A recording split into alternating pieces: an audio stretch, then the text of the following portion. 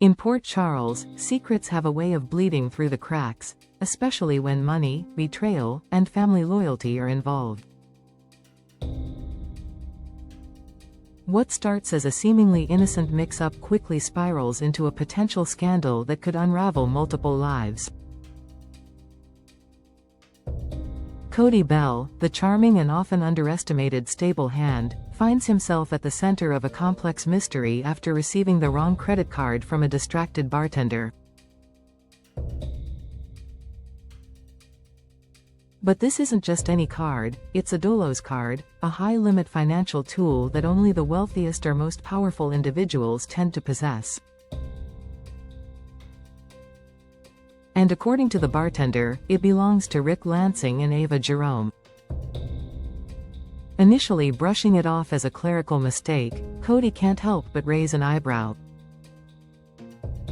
Why would Rick, an attorney with a checkered past, and Ava, a woman with a notorious history of financial highs and lows, be connected through a card like this? His curiosity intensifies when he hears from Molly Lansing Davis that Ava is allegedly bankrupt. The contradiction is too obvious to ignore. If Ava's broke, what is she doing flashing around a card with seemingly unlimited funds at upscale places like the Brown Dog?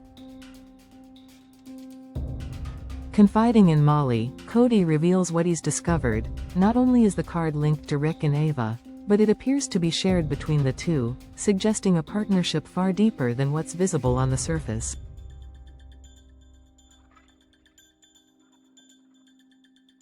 Molly, already suspicious of her Uncle Rick's tendency to operate in moral gray areas, begins to question why he would be financially tied to Ava, especially in such a clandestine manner. At first, Molly seeks answers directly from Rick. His explanation is simple, too simple. He claims he's merely helping Ava during a tough financial time, motivated by past alliances and a sense of responsibility. It's an answer that almost works, but there's something about his tone that doesn't sit right with her. He's hiding something, and Molly knows it. Still, she decides not to press further, until fate gives her another clue.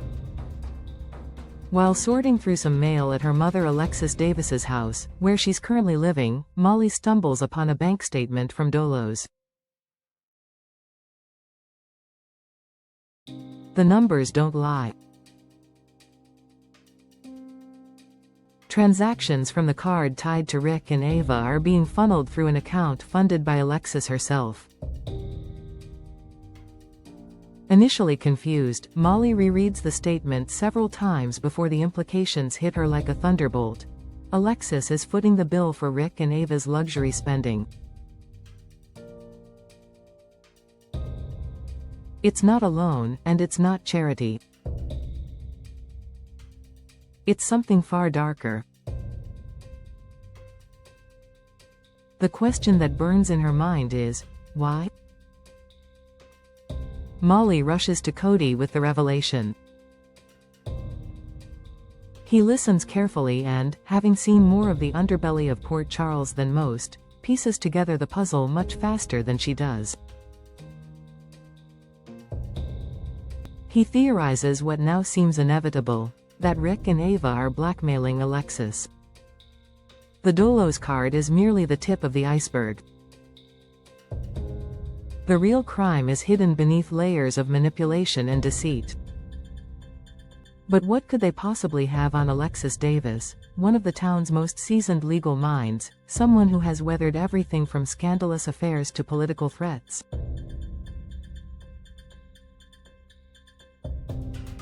Molly is haunted by the possibilities. She knows her mother would never willingly fund Ava's lavish life unless coerced. Cody, seeing how deep this could go, urges Molly to think about who else might be involved. That's when Molly's thoughts turn to her sister Christina Corinthos Davis. Christina, who has a history of impulsive choices and who has recently been involved in movements and organizations that Alexis disapproved of, may have done something reckless, something Rick and Ava discovered and are now using as leverage.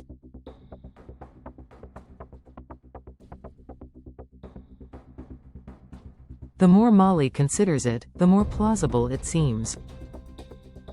What if Christina made a mistake? What if Rick and Ava uncovered it and used it to manipulate Alexis, threatening to destroy Christina's reputation, or worse? It would explain Alexis's silence, her sudden financial depletion, and her increased stress lately. And it would mean this scandal isn't just about money. It's about protecting a daughter from being exposed. Driven by a growing determination, Molly pledges to find out what Rick and Ava are hiding. She begins digging into old legal cases, financial transfers, and anything that might link them to Alexis or Christina.